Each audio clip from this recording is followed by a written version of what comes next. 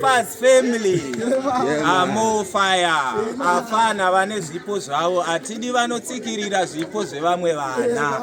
Inzwa unzwe vafana vari panapa. Didzaman, Outambare, triple spliffers we see.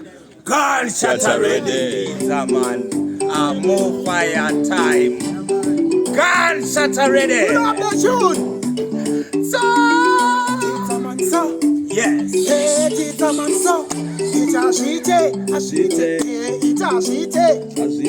vakati zvinoita, ita pandopinda, zvinoita ere, vachakabvunzi vamudze, ende yadeuka mukaka usityoleke, kuputsika kwegirasi, haribatanidzwe, ende oiri nemvura, hazvibatanidzwe, hakuna anobata nyenyedzi, asi mukadzi ari kumwedzi, zvauri chitima tevera njanji, chinofaradzira chichaenda pasi, iwe maiwe, iwe maiwe,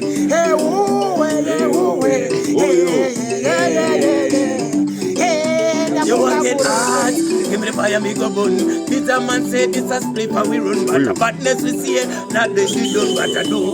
Hot fire we go. Kaflambo, nazvakanoda, kanogeza makse, zuva richibuda, vamwe vanotigenga panzi kane mushoka, hakana mushoka sikanogona kuronga, kanotambisa ruhang kana mchinokaona, mavhidhiyo rarinifaya munokaona, kanonzi bevalese banda asisekalasi naendi muridzo, vanokati mairona, paZimbabwe kaita mbiri kuita funekepokelo kastimto, zvakuwasi kanoti kuraskero, ndakareba asidariri mufupi ndakwira mupochepoche kandi, wanefanekeza keyo, kanozodza mbondoro, mwana ndakambembero, kanopinza patero, sasoro vananyoro, katamba sintetso, katamba chomoyo, kanopona tamba somu yesenya wenjobolo PhD, kama kahekwaza famba kosepi, wakayenda kuna mataku yita worshiping, watu wabata kuma asha,